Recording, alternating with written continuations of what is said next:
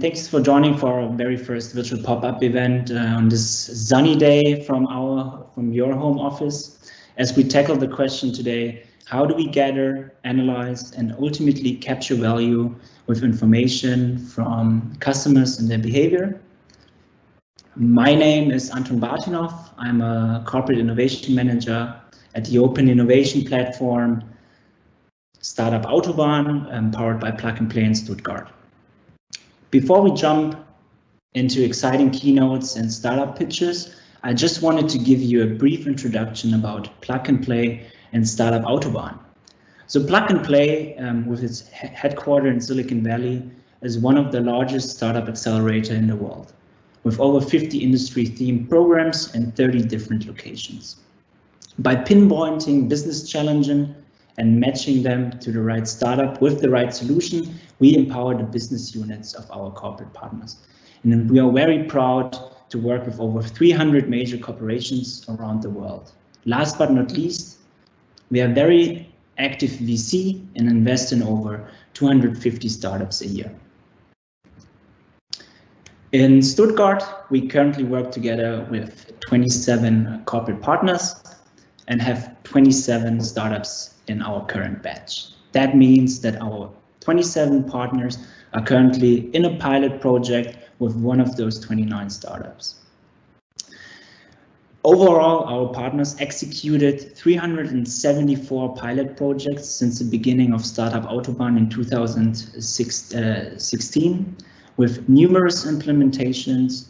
And over the years, we therefore helped 203 startups to accelerate. We are at Startup AUTOBAHN very honored to have those partners on the platform, and thankful about the opportunity to work with them. And also very thankful to work together with Linde, who has been a great partner on our platform since the beginning of 2018. And of course, we really hope to do so in the near future. So coming back to today's event, actually this is not the first pop-up event we organized together with Linde in the past. There were two before, and this one is the first one virtual. You see at the beginning of 2019, we covered the topic of sustainable and digital energy solutions.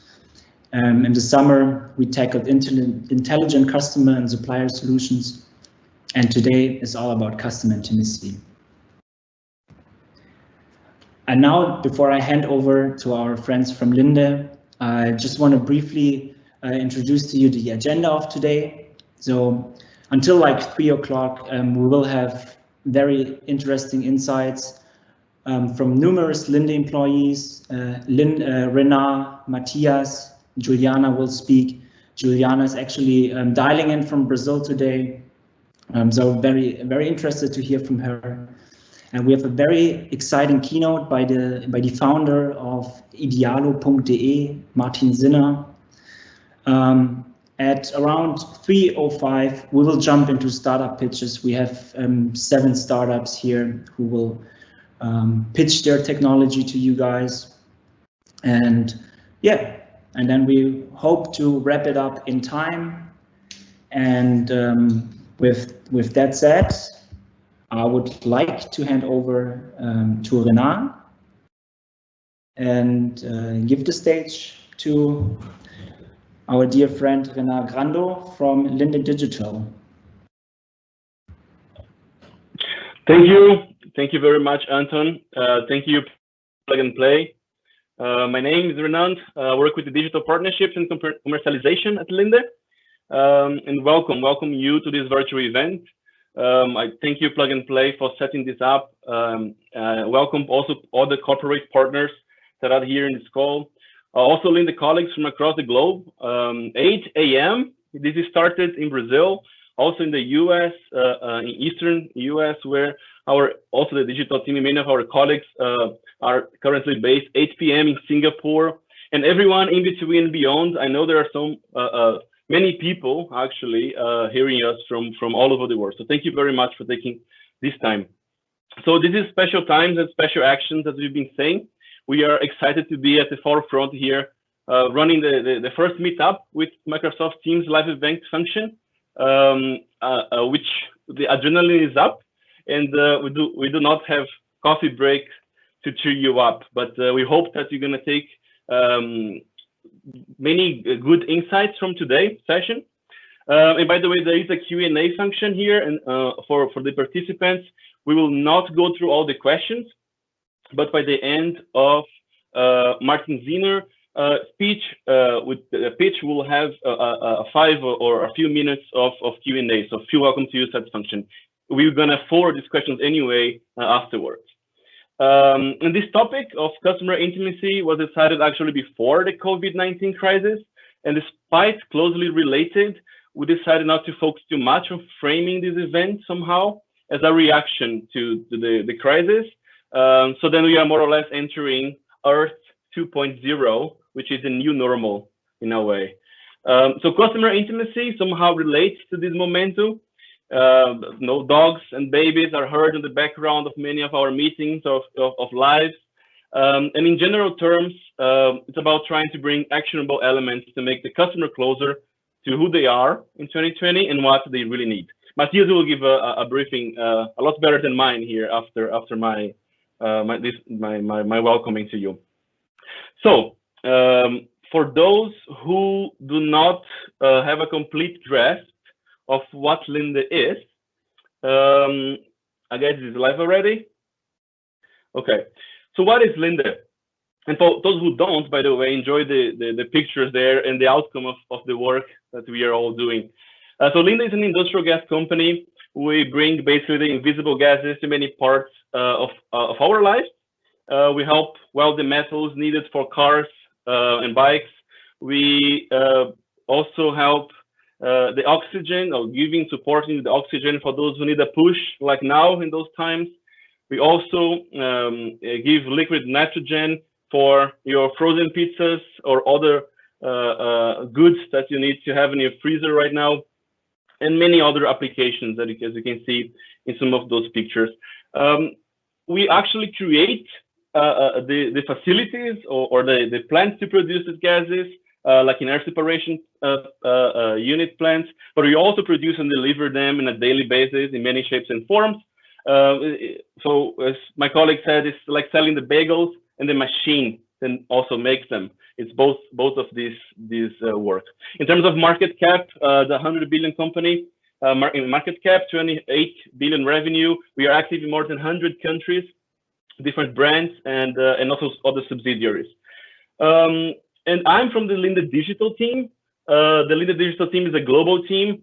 Also spread, we have an office, a physical office in Singapore that might not be very well populated in these times. Also here in Munich, where I'm speaking from, and also another one in upstate New York.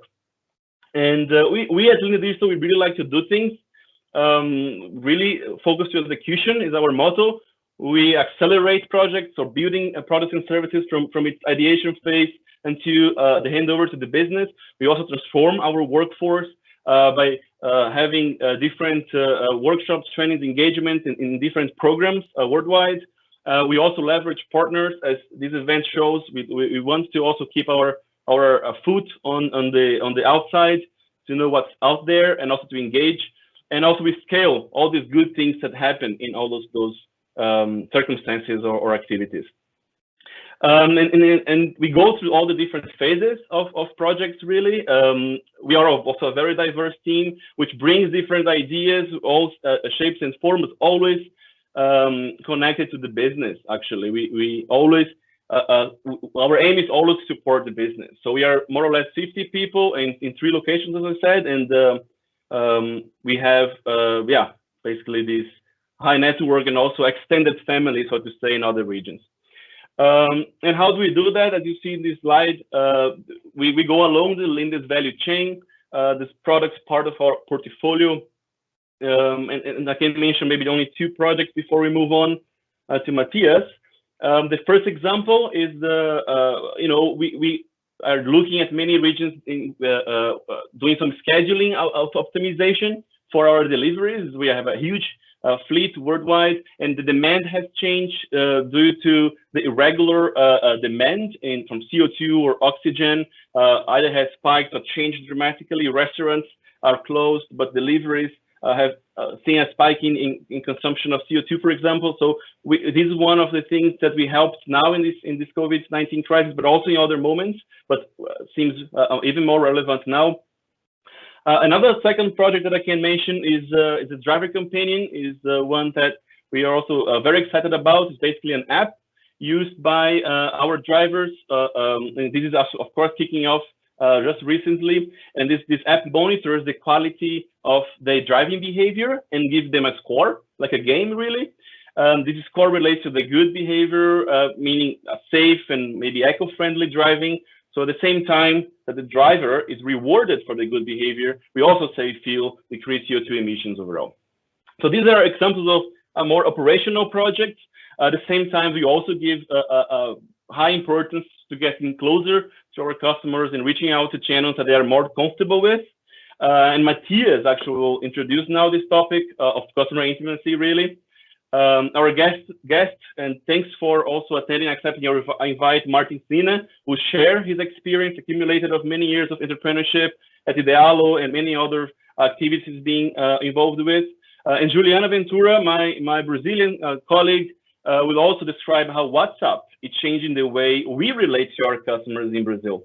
So Matthias, I hand over to you now. So thank you all very much, and I hope you enjoy. Thanks, Hannah. I guess you can hear me now, and you should also see something now.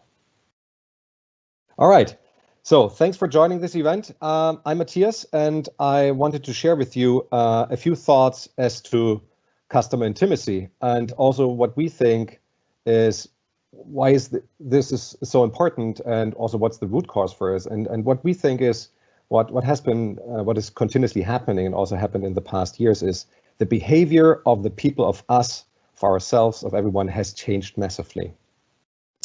All right, let's switch to the next one. So, yeah, my name is Matthias. I'm also part of Linde Digital as Hannah. I'm taking care of the squad called New Business Development.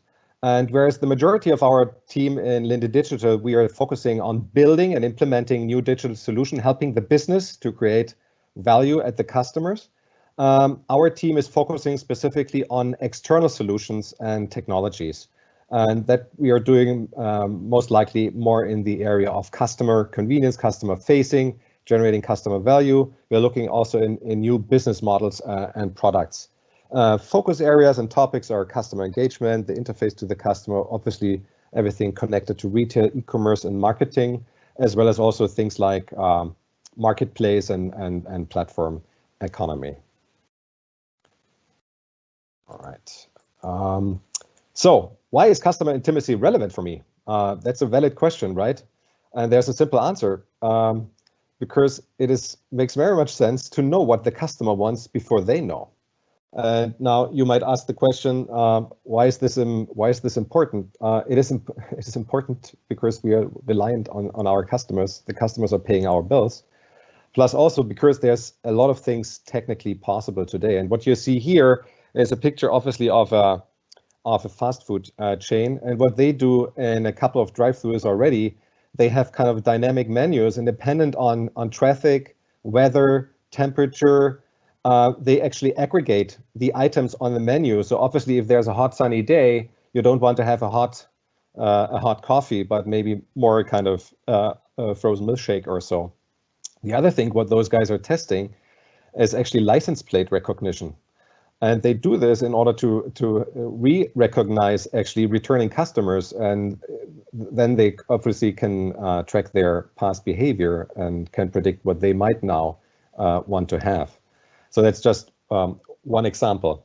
All right, so what is can customer intimacy be defined somehow? Obviously, we know that one, right? But this is not. I mean, that is something from the past. Obviously, that makes sense. And there's if people are loving red wine and they like that by the end of the year, but it's not good enough in those days anymore. Now, in order to find out what is actually intimacy today, let's go back a little bit in history. And I grabbed out here, that's a 7-year-old news from a local newspaper here in Munich, which I kind of Google translated. Unfortunately, I couldn't translate the comments below. So for the German auditory, please read the comments below. It's very funny.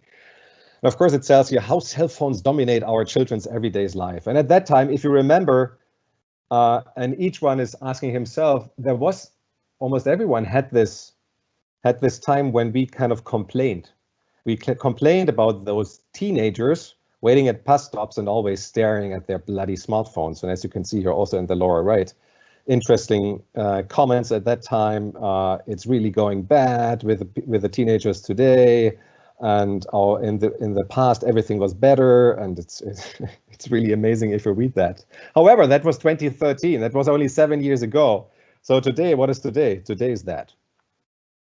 So in the past, we could complain, but today, those generations, they have been grown up, and today it doesn't help anymore to complain. If those generations will become our customers, and we need to do something that they feel convenient. And there's another thing which is happening. There's a certain excuse specifically in the B2B context, that people are saying, no, you know what, our customers, no, they are wearing suits, they are older, they're not using it. That's also not valid anymore. Today, even the older generation has started to adopt and enjoy the use of, for example, mobile devices. And there's also one simple reason for that, and that's actually one from my personal life. My parents, they used this kind of elderly phone, right? It was a numerical phone where they can only dial numbers. But at a certain point in time, we said, you know, guys, if you want to see pictures of your grandchildren or videos, you have to use WhatsApp. And that was the only reason why my mother, by the way, switched to a smartphone. And today she's loving it and enjoying it. And that has been changed. And there's also numbers to that. This is numbers from May 2019 in Germany as an example here for instant messaging. As you can see, there's a very, very high adoption rate, most likely in Brazil, it's much higher, but also look at the right side. Also, the older age group has adopted very, very well. So today, that's not an excuse anymore to not look into those type of technologies. All right, and then there's a new thing called Generation Mute. Not sure who has heard about this one. There's a few facts in the lower right. Only less than 15% of the 16 to 24-year-olds today, they feel that voice calls are a most important way of communication. Half of all teenagers would even text someone if they are sitting with a person in the same room. And almost 90% of all millennials are rather interested and would choose a cell plan with unlimited data instead of unlimited voice. And now you might think of this kind of last bullet point, you know, millennials, it's again this teenage, we put this into this teenager bucket, which is bullshit. If you look at the millennials are people which are born in the late 80s and 90s last century. So those guys are our customers today, also in B2B. Now, so intimacy today means actually you need to be where the customer is, where the customer likes to be. And in the digital content, that means he's online. In the lower right, you see a few data here about the screen time on mobile devices and screen time on the desktop. Look only at the total numbers, although it's only USA, UK, and worldwide. We are talking here about 6 hours being online, 6 hours a day. That's a huge amount. However, of course, that does not mean that we have to create apps over apps to attract the customer.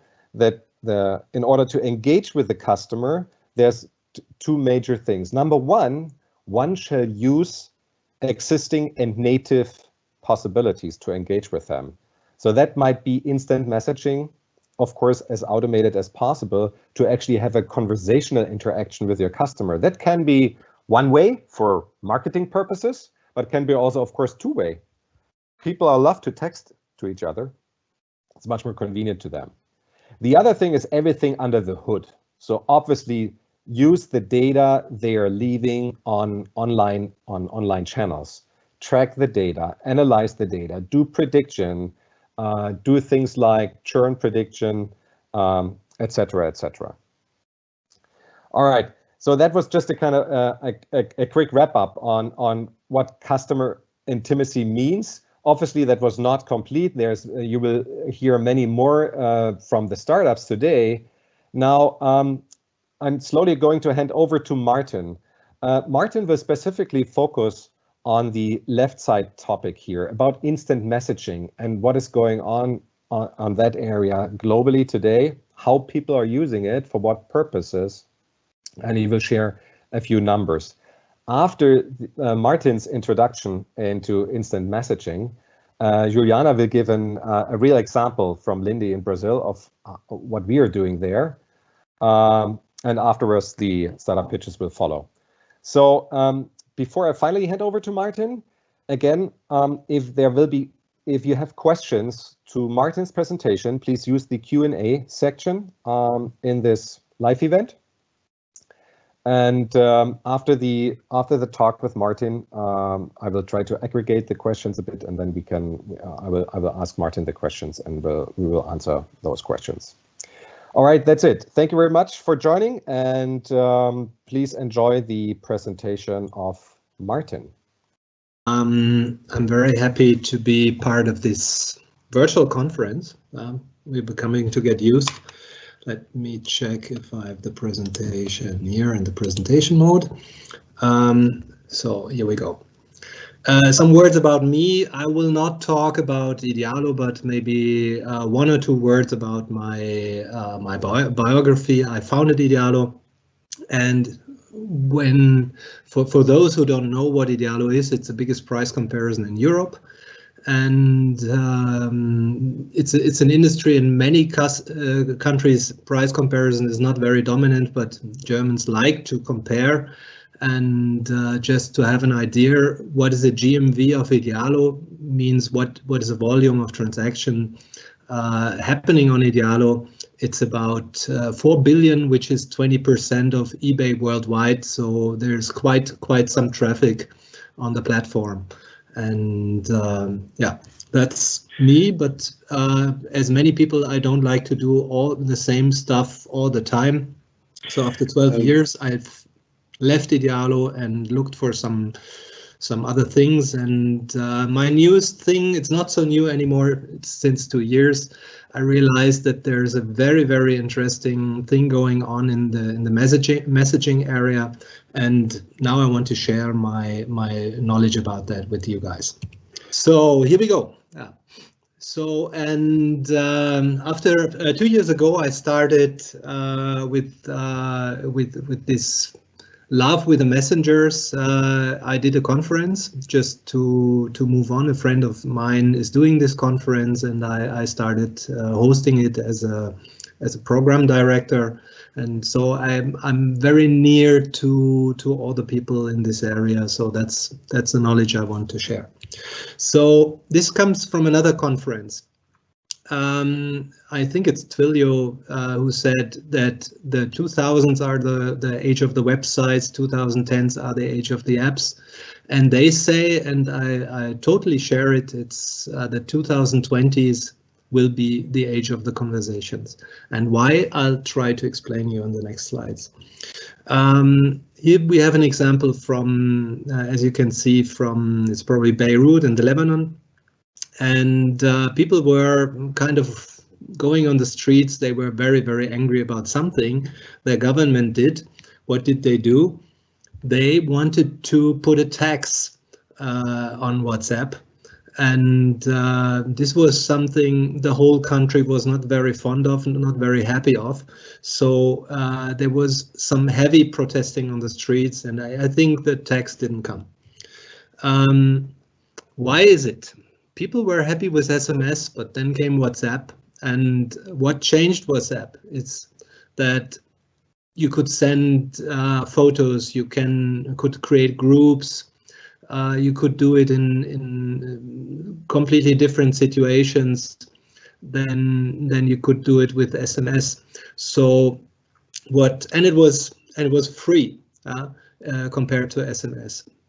And so people went away from the classical SMS communication into WhatsApp, and the result is more or less this. On the slide before you saw it's breaking through the line, but now the WhatsApp is about 5 times bigger than the SMS in the volume of messages per day. This is messages per day. Yeah, this is from 2016, quite a while ago, but you already see that electronic messaging has become a very, very interesting option for a lot of people. It was always third or second choice, but with a strong market share already, in all generations. But if you look at it right now, these are the German figures. It has become really, really dominant, especially in the ages below 50. But I would say even the 79% in the older generation is a strong dominance at all. Yeah, here one slide showing a little bit the movement of the instant messenger apps. What you see, there's a strong movement in China, but WhatsApp is dominating globally. So what happened is that there are a lot of messengers dominant in one country, but Facebook is owning let's say the world. Yeah. What is also very interesting that a lot of users use 2 messengers, or at least another messenger side of a Facebook product, maybe except China, where they use a Chinese messengers. So there's a great acceptance for a second messenger on the smartphone. What's so interesting about the messenger communication compared to a lot of other tools? These are figures for Germany. We see that the acceptance of WhatsApp on the screen of the mobile phone is so high, much higher than with any other tool people are using. And they want to be contacted, they want to use it, they want to be updated updated, and they do it with WhatsApp. So just to show you what's going on, what's new, what's happening, and let's start. Through the success of WhatsApp happened one thing that carriers and even Google, they looked at it, and Google is owning the messenger, the SMS on the Android. So Google was going to the providers and was saying, come on, let's do the SMS and enhance the SMS. So what's happening, that the SMS got rich. In the first state, the SMS got verified. Verified sending is quite an older thing, but in the second step, the SMS got even rich. The other thing is, if you look at Apple Business Chat, you have the same solution that Apple was allowing SMS on their own platform, iMessage, and they realized there's a big opportunity, or people expect to send rich messages. So what's coming up, as you see here, the product within Linde, that there's the opportunity to use within iMessage several functions, payment or rich messaging, and it's totally free. That's very nice about the iMessage, that you don't pay for anything. So there's a lot of things going on in the Messenger area, and also Facebook Messenger, what was a kind of appendix of Facebook, has improved a lot, or has changed a lot, and it stopped. Newslettering was prohibited, Discover function was prohibited, so it's much more a traditional messenger like WhatsApp, and it might be that in the future both messengers will be even more like twins, and maybe they will be interoperable as well. That would mean that Facebook has the global dominance on the not only with several messengers. By merging them somehow, they will be a very, very dominant system, and the market share will even go up. But however, the strongest messenger worldwide is WhatsApp. You see it from the green countries. So you see it in South America and Africa. Russia is very, very strong on Facebook. Germany also, Britain and Spain. And one of the strongest countries worldwide, or the strongest country worldwide, is India, and one of the other strongest countries worldwide is Indonesia, because these are huge states and they have a very, very high WhatsApp penetration. What's special about WhatsApp? Facebook introduced an API on WhatsApp, and the rules for the API are a little bit different to the rules on the classical WhatsApp dialogue. So app client to app client, you can do whatever you want. But if there's automated communication through the API, which is the only channel to really do it in a way that it works, it is needed that a brand does not start the communication. That would be spam for WhatsApp, and they will intervene. So what they expect is that the customer is doing the first step, and then they allow the customer or the brand to answer the customer. So this is a typical flow. What they want is no newslettering, no spam, and so on. And I think it's a very good decision to not allow that, because they really look at the development of the core KPIs, and what they realized is when there's spam, people stop using their messengers. So they really take control about the quality of the interaction between the users. With the WhatsApp API, which is GDPR compliant, by the way. Why is it GDPR compliant? Because WhatsApp offers an interface to an API to the dialogue. The dialogue is encrypted, and the problem what you have with your usual WhatsApp client is that the phone book is uploading to WhatsApp somewhere in America will not be happen with a WhatsApp API. So customer data is on your servers. You have the control. But you have to apply to the rules of WhatsApp, means the customer opt-in is needed, and usually the customer starts the conversation. And within the time when the customer started the conversation, the 24 hours, the brand is free to answer the customer as often as the brand wants. So there is some freedom in the whole process, but there are clear rules to follow. So some people are asking, wow, I cannot do push so much, or I have such strict rules. Is it really a tool for me? And I say, what this very much shows is, when I look at so many initiatives, many initiatives are really focusing on the generation of new customers.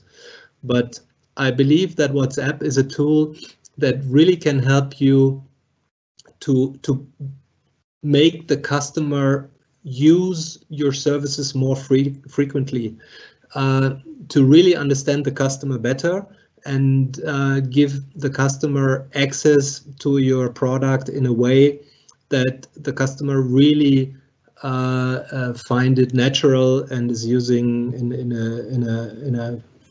a way that the customer is happy to use. Yeah, this hopefully comes to an end.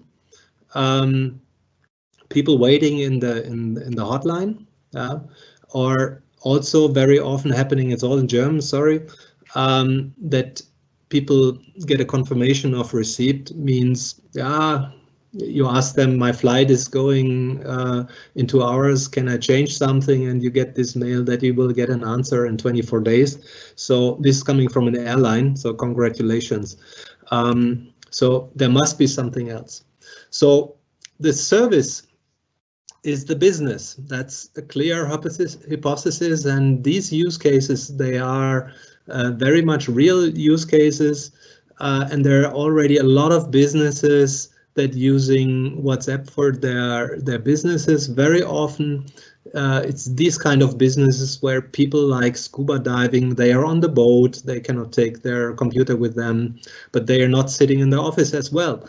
And or when you rent out a flat, you probably have 10 flats and you're somewhere between one flat or another flat.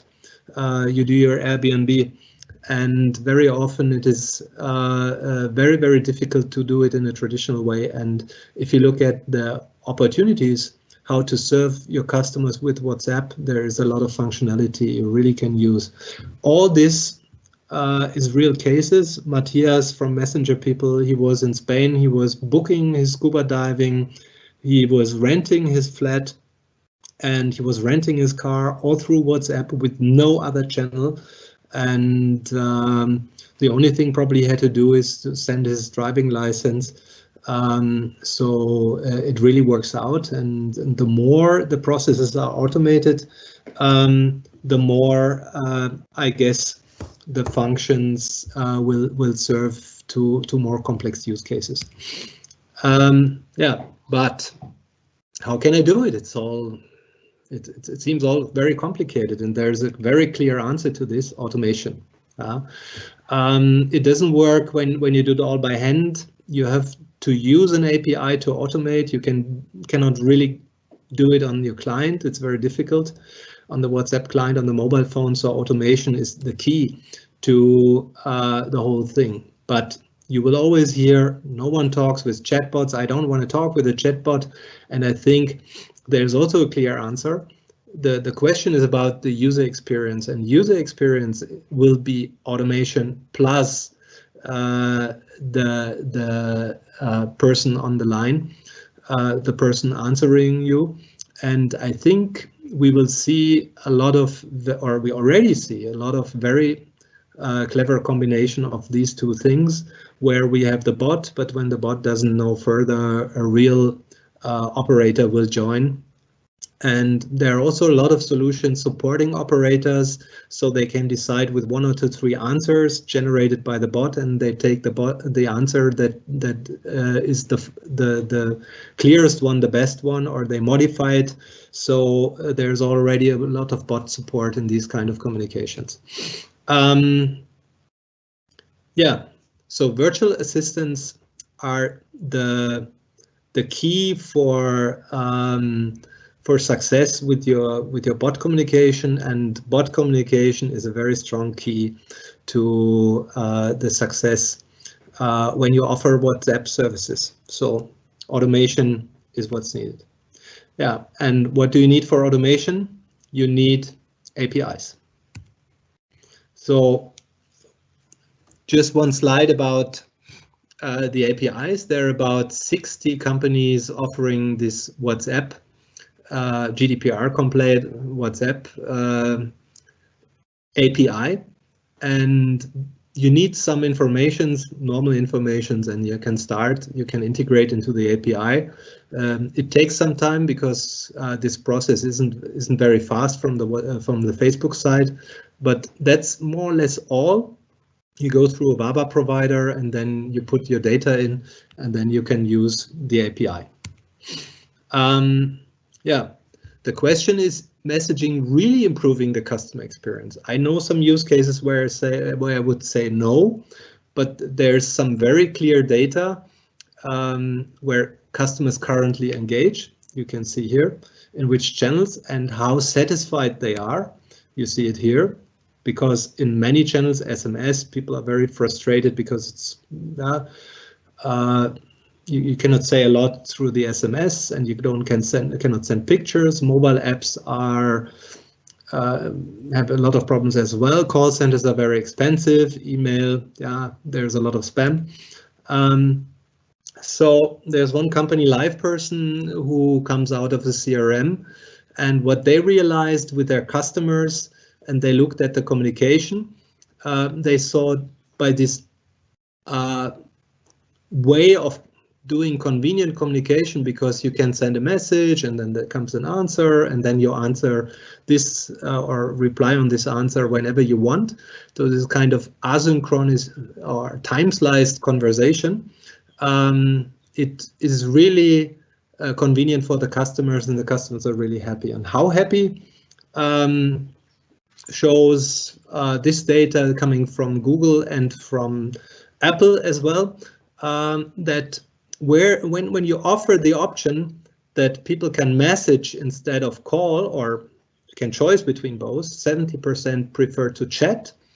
And what is also very interesting, 90% of all people stay in the channel. They don't come back. So it's a strong preference to the messaging channel, and it's very much generation mute, but probably a lot of other people as well. So, and what they realized, that the contact volume overall is increasing so much, 25%. That's a lot. So the customer is more active, and I think the restaurant example is very simple. If no one answers the phone, you will not order the table, or you will not order the food. You will go to another restaurant and order there. So there's a lot of things you will only do when there's someone available, and messaging is quite available. So one question I hear very often: you focus on WhatsApp so much, but is it only WhatsApp relevant? I showed you before RCS, the rich messaging on SMS. You have more or less every mobile phone you can attract, but it's a little bit more expensive. So we will see how these two ecosystems will compare. And just an idea about what will SMS be in the future when it's RCS, nearly everything what you can do with WhatsApp as well. So here an example about the volumes. It's trillions of visits on websites, is billions of calls. So when you imagine how many of these billions of calls will also be messages, you will see there will be billions of messages people are choosing instead of phone calls.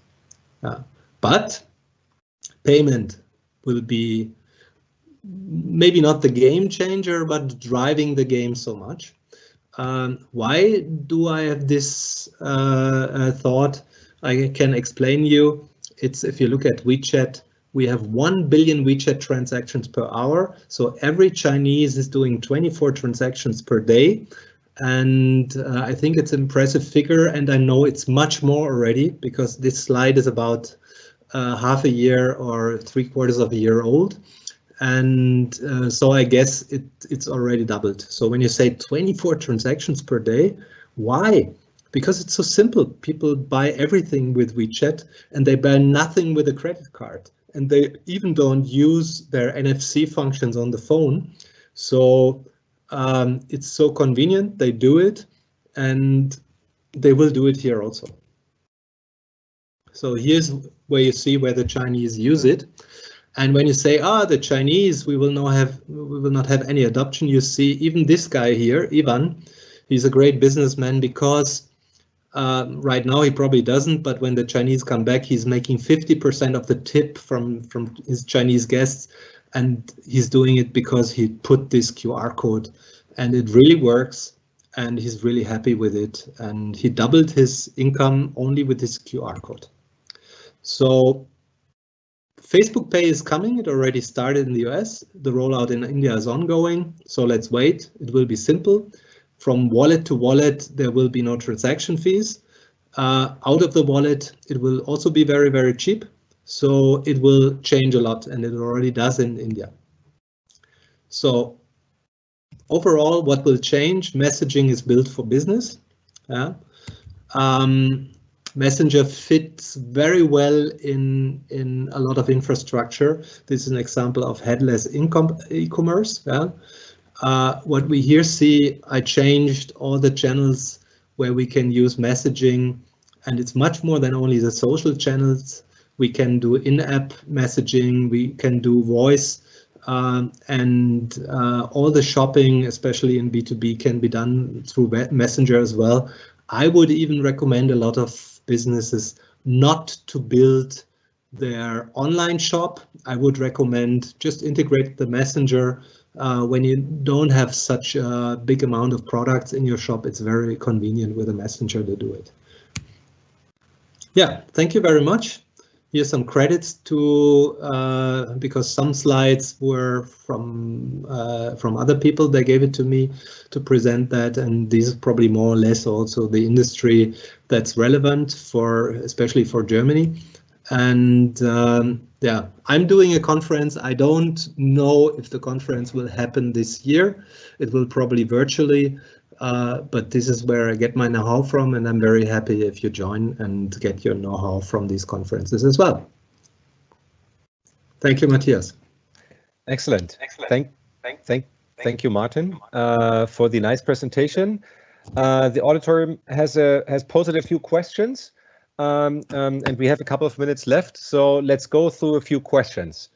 There was one question, how WhatsApp can be free? There is no free lunch, they say, someone asked. Can you say something as to the business model there?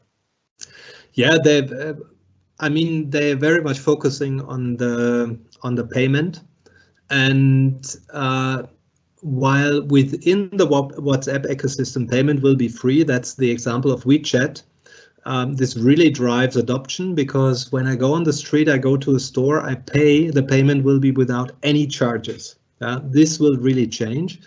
And when I withdraw the money out of the system, at least at WeChat, I have to pay some money. So when I take it out of the messenger and put it on my bank account, but the question is, do I really need another bank account when I have this messenger? Because they will provide me with a bank account as well. It's a kind of a wallet. Mm-hmm. So it's a good question, and I'm quite sure that using the API functions like doing a wire or whatever on another bank account will be working very soon as well. But they're making money with withdrawing the money or wiring it to another person. So that's how they make money out of this. If you look at the API, they actually make some money with what they call template messages. They say if you're communicating and the customer started the dialogue, then it's free. But when you are reaching out to the customer, when you have the opt-in, you will pay, it's about 7 cents in Germany. In other countries it's cheaper, but you will have to pay for the message. So that's where they are earning. But I think this is more educating the market, this kind of fees for messaging. Where I see them really going to is they want to own the transactions. So I guess very similar to China, they will be very soon the biggest bank in the world, and they will have a lot of money out of the transactions. So that's how the WeChat ecosystem works. So WeChat is so much more, WeChat Pay is so much more valuable as than all the banks together, or a lot of banks together. And I guess that Facebook Pay will be a relevant, let's say, nail in the coffin of a lot of banks, because it doesn't make sense to have a bank account with a small business. When you have a messenger, people use it, they pay it, and a lot of payment providers, they will also suffer a lot, because when I have to pay for my payment provider, I think it's going up to 3%, and I can do the same transaction with WhatsApp for free, then it's quite clear that everyone is saying, please use Facebook Pay. So very simple. I just need a QR code, and then I press send, and then I did my payment. Yeah, there's a couple of questions more specifically also to WhatsApp. There's one question: does WhatsApp meet common security, data protection, and compliance requirements? Oh my goodness, that are relevant for businesses. I think you touched on that regarding GDPR, right? Yeah, the communication is crypted, so the communication is perfectly matching, and WhatsApp is not handling the data. They do when you use the app. So the app on your mobile phone, it's not compliant to anything, but the API enables you to handle the data. And the question about data compliance, I mean, if you do compliant data handling, then it's compliant. If you don't do it, then it's not. But it's your decision how you do it. And WhatsApp is out. So they have a product. WhatsApp is a product, customer to customer or private to private. And this is an area where GDPR is not relevant. So GDPR is only affecting businesses. So the business has to store the data properly. How the customer stores the data, no one cares. So that's where you have to work on, but WhatsApp solves it perfectly. It gives the right to own the data to the customer, to their customer, to the brand, to the one who operates the API. And if you do it in a proper way, then it's handled proper. So there's no restriction from this side handling data not GDPR compliant. Okay, thanks. There's another question. So what's coming next? So WhatsApp is now hot in the press, and we are using it very much. What about other very attractive and popular social media platforms like TikTok? Is there also a future for those using it for communications and engaging with the customer? I'm a little bit skeptical, but you never know. But right now it's an entertainment channel. So and I think they should really improve the entertainment and not to add messenger functions or whatever. But we already see some stuff coming up. Instagram direct messages will be part of the messaging ecosystem as well. And Instagram direct messaging is already one of the biggest messengers worldwide, probably much bigger than Telegram or Viber and a lot of other well-known messengers. So I see the relevant growth in the WhatsApp or in the Facebook ecosystem. This will be dominant because this dominance is needed to be useful in the daily cases. So when you offer a payment, you don't want 20 different payments. You probably focus on one. You don't want to create 20 different QR codes for 20 different messengers or tools. So ideally, there will be one very dominant messaging system. This is Facebook Pay. And you decide which messenger in the Facebook ecosystem are using, but they all apply to the same automation rules. You scan the QR code, you have decided that it will go into WhatsApp, and then you click on pay and the transaction is done. That's how it works in China.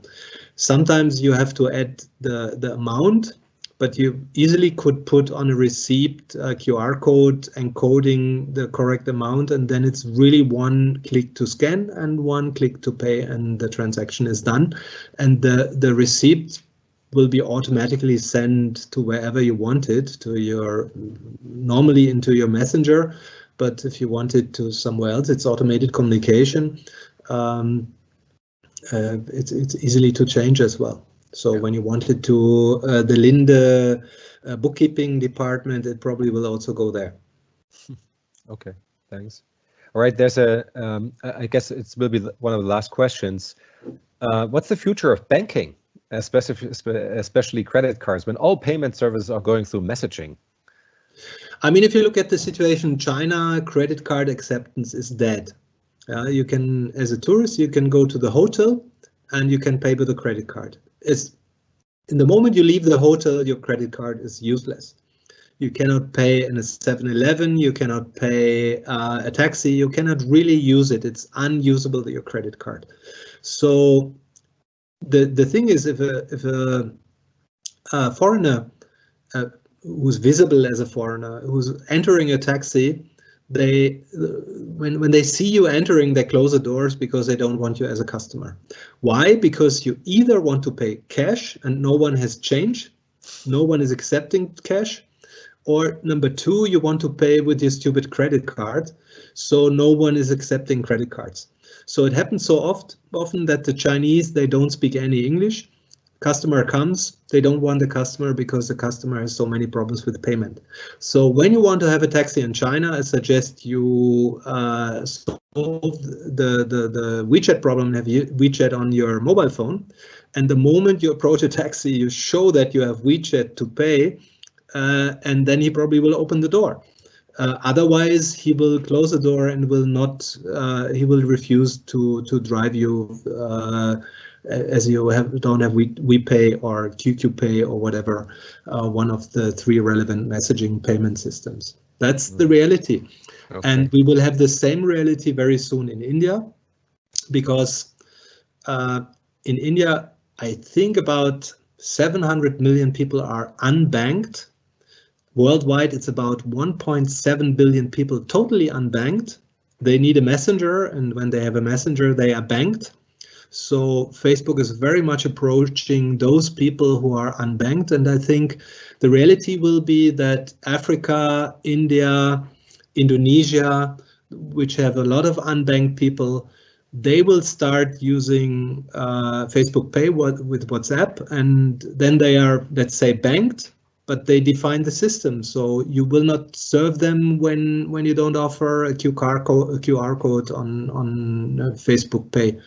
So, and what will it be in the future? When we go to China, we cannot use our credit cards. Very soon we will not use it in Indonesia, in India, in all over Africa. We will not use our credit cards. So credit card will be a system that will be very limited to hotel or some other use cases. But if you enter these countries without a credit card, but with WhatsApp Pay or Facebook Pay, you will be free to use it everywhere. So it's quite clear. Why should I go to India when Facebook Pay is totally adopted? I will leave my credit cards at home. Yeah. All right. Thanks, Martin. There's a couple of more questions, and before we detour here completely into the future of banking and financial transactions. Well, everyone who is interested, here's Martin's context detail. First of all, Martin, thank you very much for this interesting insight. I think key takeaways here, messaging plays an important role today because people are using it, and if people love to use something like native instant messaging apps on their smartphone, let's see how can we hook on that and tie this also to business purposes. I think that's the most important thing. So thank you very much. Welcome. The next speaker is our colleague Juliana. She's joining so early this morning from Brazil, and Juliana will give us a nice insight on how we at Linde are using actually instant messaging already in order to improve customer convenience and make money. Hello, everyone. I hope everybody's well and safe. First of all, it's a pleasure to participate on this webinar. Thank you, Renan and Matthias. My name is Juliana Ventura. I am responsible for customer relationship management and the call center at Linde Brazil. White Martins is our brand here. And my role involves all contact channels like telephone, web chat, email, sites. So I took over this position 3 years ago, and my goal was to increase the channels of communication with customers in order to satisfy customers and optimize the operation. And the first thing we did was to ask our customers about their favorite channels, because the acceptance is very important to channel success.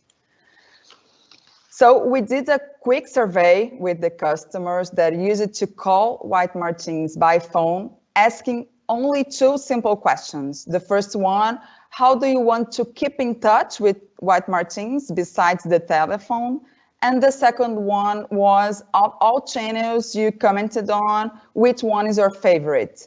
And we had more than 5,000 answers. And to my surprise, after the telephone, that is still is the preference with 41%, 35% of the interviewed said WhatsApp. So, of course, after that, we focus our efforts to provide a WhatsApp as a new contact channel for our customers. So we start to look for a vendor with this feature, because we have a lot of people supporting our customers. So we have to manage all conversation to control the time, the productivity. And then we started the project involving all areas of IT, supply, legal department. And I confess that we took more time to get the approval by IT team than to put the channel in operation. It's a very simple project because the platform is standard. So you need only to configure the triggers as you want. And there are automatic message. Select and train the people that will support the customer. So this part of the project took around 3 months.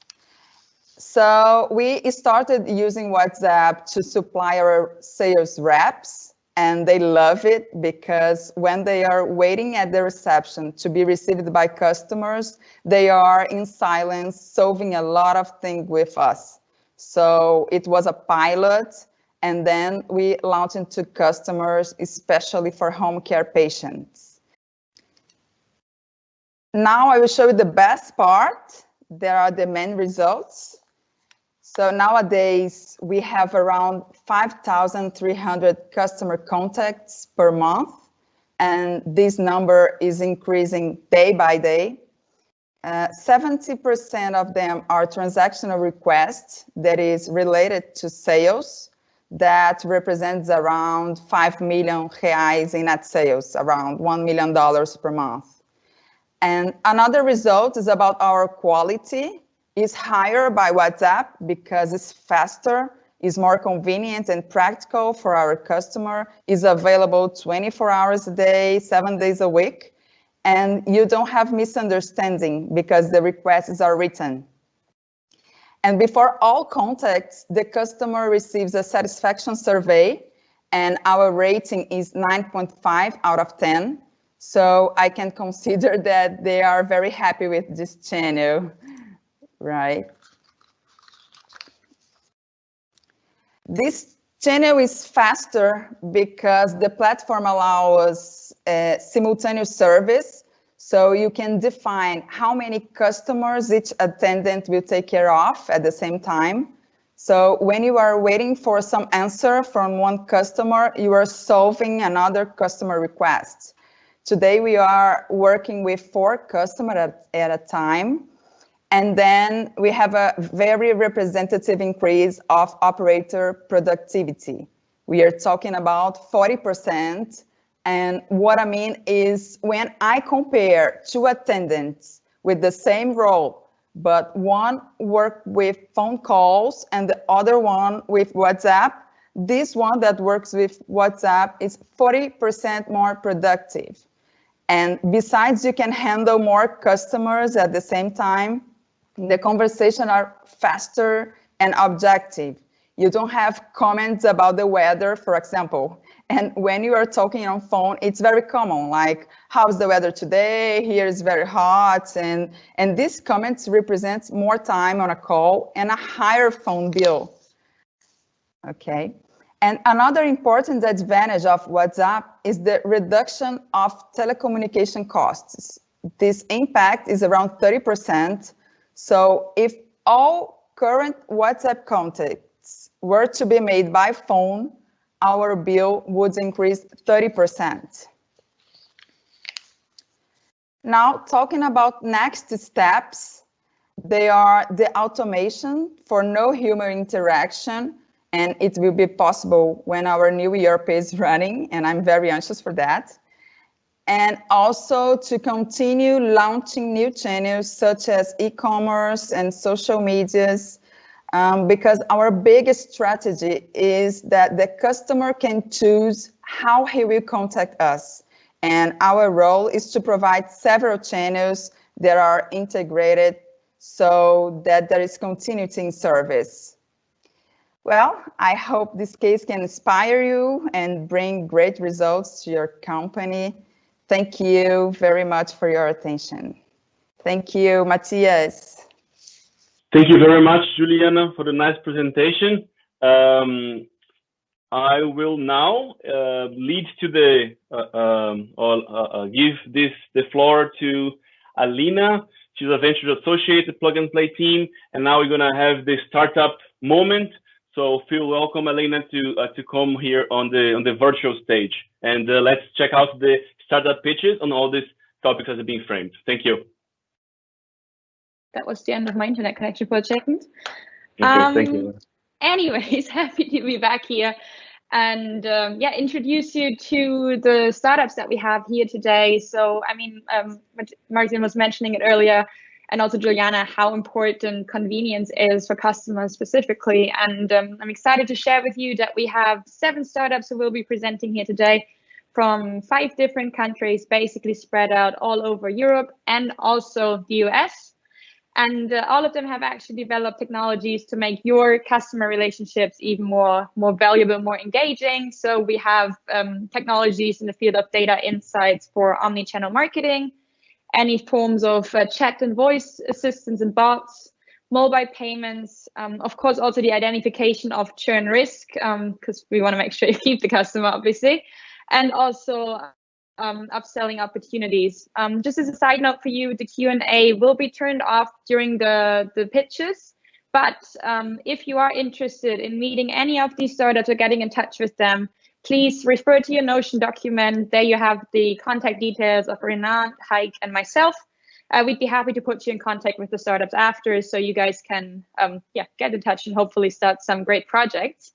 So without further ado, I'd actually like to hand over to the first startup of the day, which is a company from London called Exponia. They've created a data platform for omni-channel marketing and analytics. So I give it up to Diana.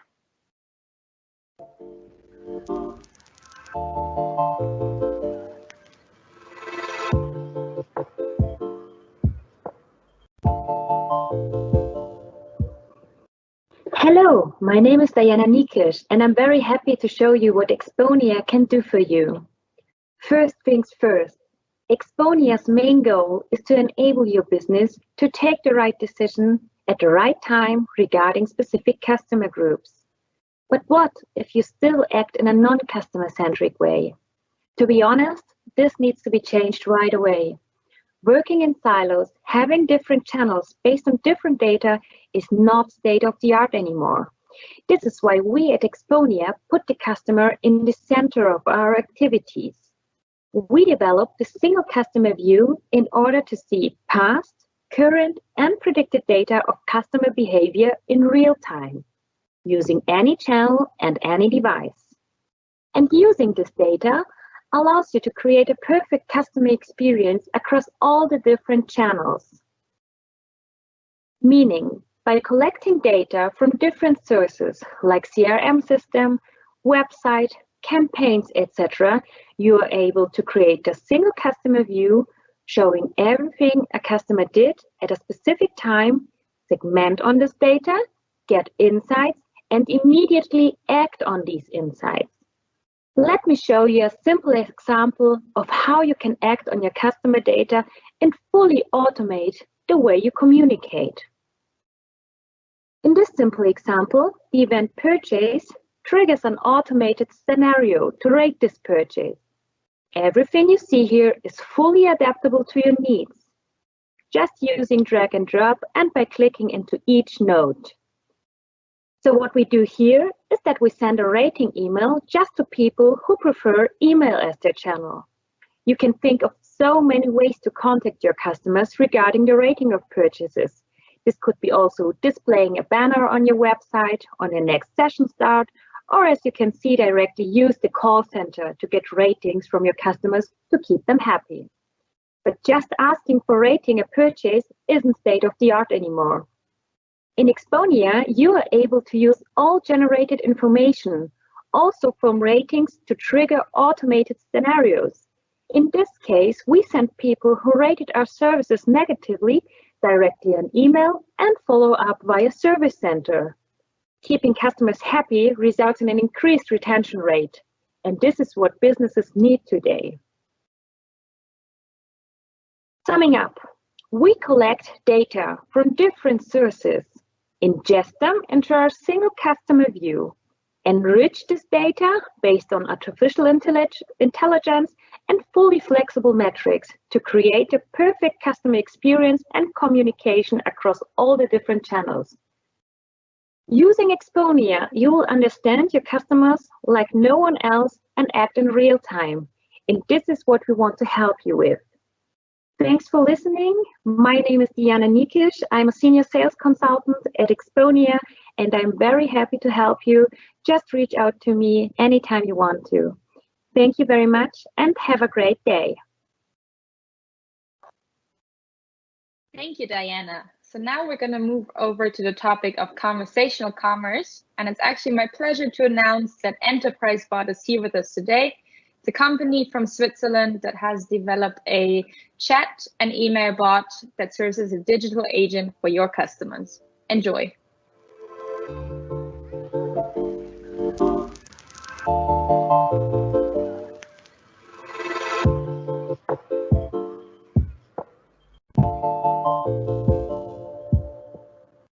Hello, my name is Bojan. I'm the AI bot strategist at Enterprise Bot, and thank you very much for having us today to present quickly our solution. So the problem we're trying to tackle is we have so many digital touch points with our clients, and there is so many recurring tasks during that where people have the same common questions, where they want to follow a dedicated process, where they want to get an information quickly 24/7. So what we try to do is automate recurring interactions, being that standardized FAQs, opening hours, sales enablement and after sales processes. So it depends what depending on the business model, what you need, where we could put in AI technology to optimize and automate the process. Now, we are on a mission to be the go-to partner when it comes down to leverage AI in conversations with clients, being that over email or any chat channel, being that, WhatsApp, being that on the website or any other channel. The main USP behind Enterprise Bot is our market-leading NLP. So the way we understand real language makes a huge difference between us and our competitors. On the other hand, what you get if you engage with us is an entire tool suite out of the box for being able to train the bot yourself without any technical knowledge, being that dashboards or any additional topics that you need to kickstart your engagement in less than 3 months. Who we are? We're a team of more than 25 people, broad range from project managers, linguists who will support the training, the initial training of the bot, down to program managers, developers, architects, and so on. We support not only on projects, multiple languages like German, French, Italian, English, Portuguese, but also our bot speaks the same languages, and we are easily and happily able to add additional languages in less than 2 to 3 weeks. The track record, we have global footprint with our solution, many companies across various industries, some of the big names like Generali, PwC, Eleanor are trusting our service. Thank you very much. I hope this was inspiring, and what I would suggest is let's jump on a call together and explore your journey and how we could optimize your interaction with your customers. Thank you very much. Stay safe. Bye. Fantastic. Now up, we got a German startup with us today called Omnibot. As you can probably guess by the name, it's a startup that builds voice assistants on proprietary technology. Please enjoy.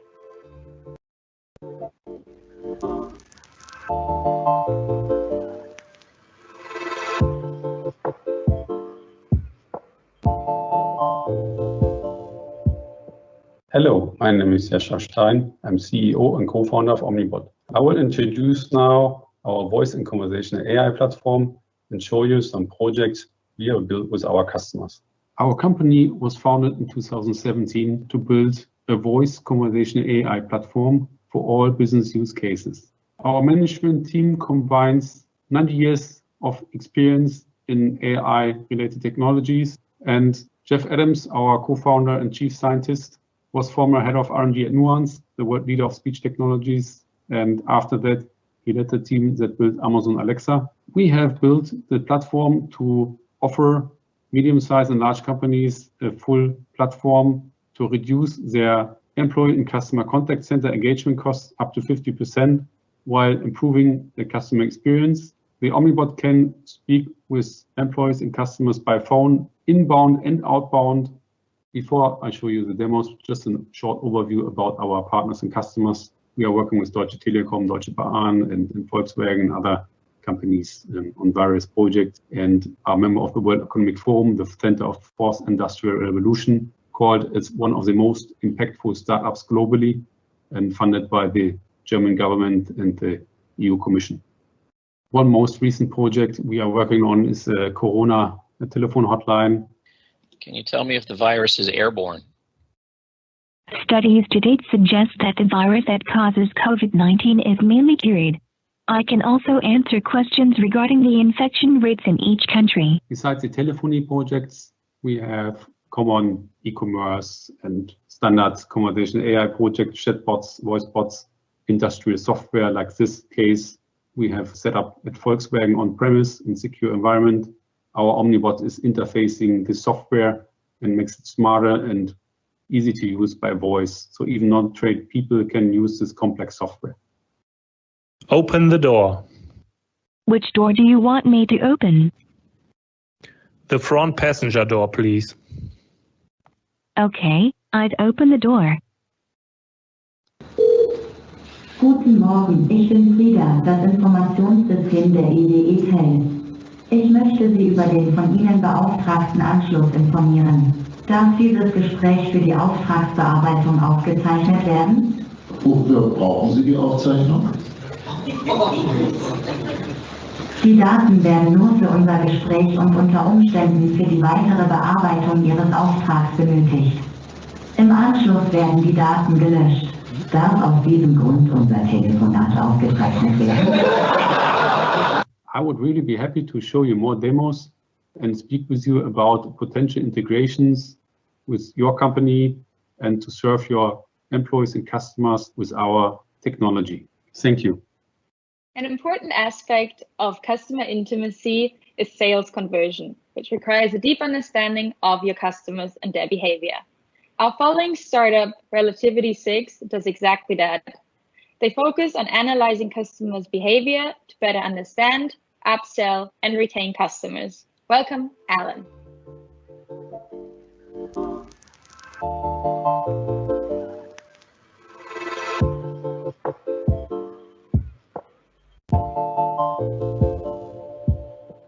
Hi, everyone. My name is Alan Ringwald. I'm the co-founder and CEO of Relativity 6, and appreciate your interest in learning more about us.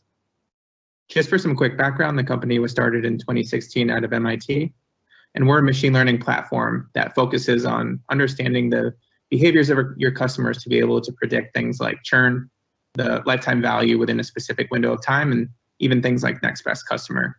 We have 35 employees across 3 offices and primarily work within financial services, as you'll see here below, but also have some customers in other industries as well. Just some quick features about our platform. The first key one is the fact that we're able to pick up that churn defection signal typically 2 to 3 months in advance of the churn event. It can actually be up to 6 months in some instances. Second key point is the fact that on top of the churn predictions, we also add cross-sell recommendations, because typically a customer that's churning is actually also looking to purchase. So it's important to have another offer in front of them at the right time. Third key point is the fact that we're not only able to pinpoint when a customer is churning, but also which specific customers have a propensity to have their behavior change, so that you're prioritizing only the right customers that can actually see an impact. The fourth key point is the fact that our AI is actually quite understandable and easy to implement. In terms of expected results and impact, typically we see about a 75 to 90% increase accuracy in predictions, which also leads to about a 0.5% to 1% reduction in churn. And the stat that we care a lot about is the fact that on average, business units that put our model into production sees about a 5% uplift in quarterly revenue. This is one version of our platform. It's actually quite malleable, so it can change depending on the use case. But in this instance, it's a predictive proactive churn CRM for our brokerage clients. In this case, this is another type of product experience. This is for underwriters, where not only do they get to see the probability of a contract leaving, but also the specific reasons why that contract is defecting so that they can go in and negotiate. So just in this case, you can see that we also can add explainable results. Of course, we can integrate into almost any system. This is an example with Salesforce, but we can integrate into any sales and marketing platform. And just want to leave you with a case study with Willis Towers Watson, probably our best customer. They're the third largest brokerage firm in the world. Our initial engagement with them was about 2 years ago. In that case, we were looking at helping them predict churn for small, medium-sized businesses. That was a very successful engagement. They saw up to an 11% uplift in quarterly revenue, and now we're in 5 offices with them globally. Thank you so much for your time, and would love to chat with you if there's any interest. Take care. Thank you, Alan. Moving on to the topic of mobile payments with a startup from Estonia called Tap2Pay. They have built a platform for accepting payments in social networks and instant messages.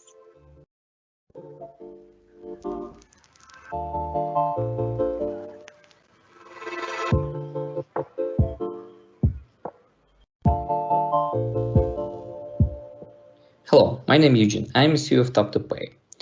We help businesses activate in social commerce, and we offer to your customers use messengers to manage utilities. Social media growing really rapidly right now. Customers spend more than 2 hours a day in these applications, and 1.5 billion right now in Facebook just alone. 140 million of businesses use networks to engage and make sales.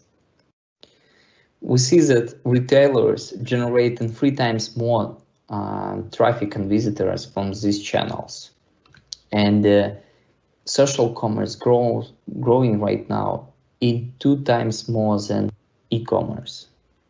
Businesses face some challenges while selling on social media. So they don't have one single application to cross-channel sales management. They have limitation with enabling payment methods, and they have really long checkout process for their customers. So the Tap2Pay offers a solution for this. We activate payments in all digital channels, in a web, in the messengers, even offline places could be activated using Tap2Pay, and the social networks. Let's see the demo. We did it for Lithuanian Energy. This is a chatbot in a Facebook Messenger where I can create account and manage my services like electricity, gas, and so on. I can add some metrics, both my current statistic, and create a payment. Really easy. So the customer uses messengers 80% of the time on mobile, and it's available on every device, mobile, desktop, laptop, doesn't matter. No installation. So we support as well notifications, and it's really super secure and user-friendly. Businesses can track all activities with the chatbot and the sales using our dashboard. It's real time. And we as well offer one single interface to communicate with their customers using messengers. We as well have really unique functionality as a QR code post terminal, so you don't need to buy this hardware to initiate a transaction from the user. We work with more than 3,000 merchants all over the world. We have implementation in Lithuania. We have white label implementation in Poland. We did a pilot with a Santander Bank, and we won a Visa Everywhere initiative just 2 years ago. We have a team with proven results that accelerated by fintech, accelerate a huge thing, and we're growing pretty rapidly right now. Thank you for your attention. Looking forward on going pilot. Of course, you want to make sure to keep your customers, which is why identifying customer churn is of utmost importance in maintaining good customer relationships. Our following startup, Hadoko from Münster in Germany, should help you in doing that. They analyze sales data to fully leverage your customers' potential.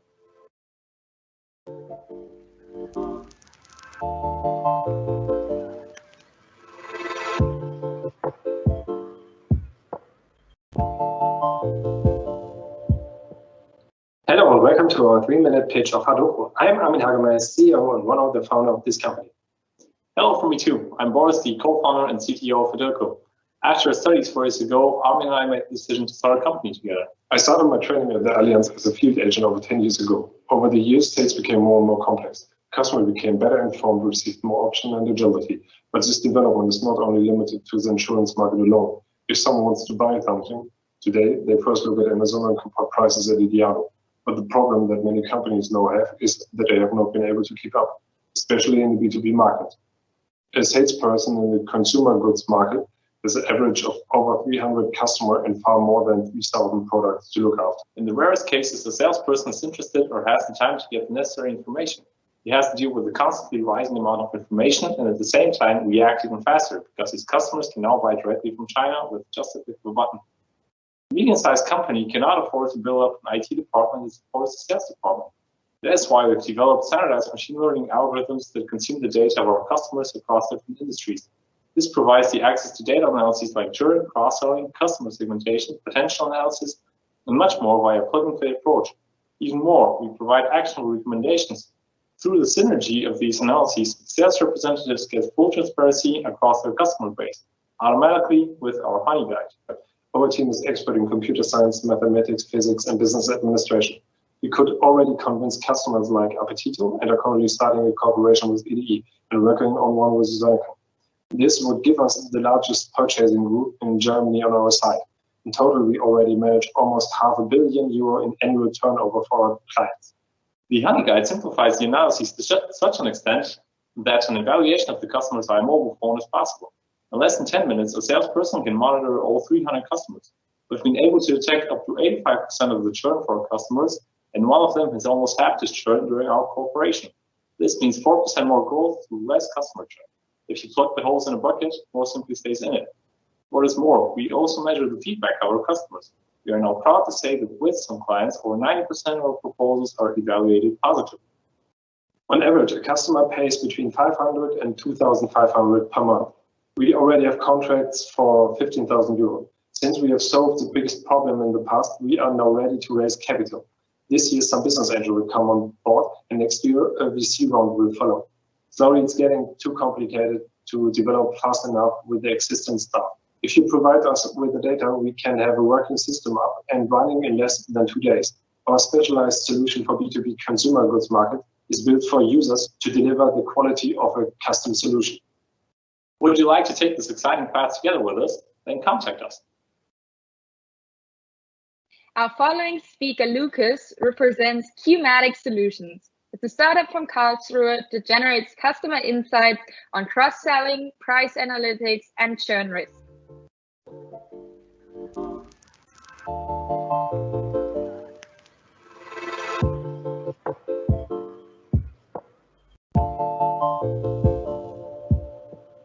Hello everyone, I am Lucas Pedretti, co-founder and managing director of Qmatic Solutions from Germany. I am happy you can see my pitch. Today, to make your customer relationships more engaging, your sales team needs focus and need to prioritize. They need to take a look into the future. Which customer could buy more, churn, or accept a higher price? This is done nowadays with predictive sales analytics. Qmatic is one of the few startups worldwide helping companies transform data into insights that makes them more successful. To implement predictive analytics from sales data, today there are only bad options: large big data projects, time-consuming visualization platforms, error-prone spreadsheets, an expensive data analyst or consultant. Qmatics supports a decision process based on artificial intelligence algorithms. We offer this as an overview in a software as a service or via our API. The most single important dimension we outperform our competitors is time to value. Time to value. In a few days, you can have a pilot prototype running, and in a few weeks, your sales team can prioritize based on churn risk or sales potential. We are Software AG, SAP, and Telecom partner. We are in the Microsoft Azure marketplace. We have helped more than 40 companies over the past years, just like the Linde Group, to make their sales team more engaging with predictive sales analytics. We have been selected as one of the most innovative startups in Europe by the European Commission twice. We were finalists in the Heidelberg Innovation Forum Smart Data, Silicon Stroll Bootcamp, and this year in the Digital Future Congress. Several known magazines feature Qmatics. We are a founding member of the German Artificial Intelligence Association. We were the only German startup in the last deep dive session of the startup Autobahn in BASF last year about customer centricity. If you want to know how the Linde Group can make its customer relationships more engaging and reduce customer churn, then talk to me. Thank you. All right, so those were all of the startup presentations for today. Again, if you would like to get in contact with any of these companies because you think they could be a good fit to make your customer interactions more valuable, please reach out to either our friends at Linde, Renan and Heik, or Anton and myself. We'd be happy to put you in contact. And with that, I would like to give the floor back to Renan. Thank you very much. Thank you very much, Alina. Thank you for all the startups. I know it was a nice experience and lots of work with this interesting production. Just a final remarks. I would like just to say thank you. And here is our contact at Linde Digital.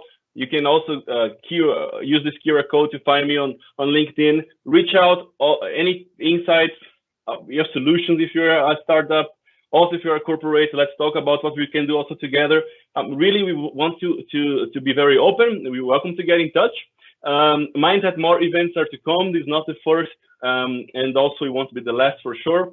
So yeah, be well and be healthy. I hope all these sessions have been very productive for you, insightful. I thank you again, all of the presenters, and yeah, I wish you a nice day, and I see you next time. Thank you. Thank you also, Plug and Play, for making this happen. Thank you so much, Renan. It was a very, very interesting session. I want to say thank you to our colleagues at Linde. It was a pleasure working with you guys. It was an amazing project together with Heik, Renan. So thank you for that. The whole startup Autobahn team was very excited to have this first virtual event, and really hope you enjoyed this short afternoon session. And with that said, I want to let it go and finish up the session. Thank you very much for joining. Hope to see you soon at one of our virtual events. Bye bye. Take care. Stay safe.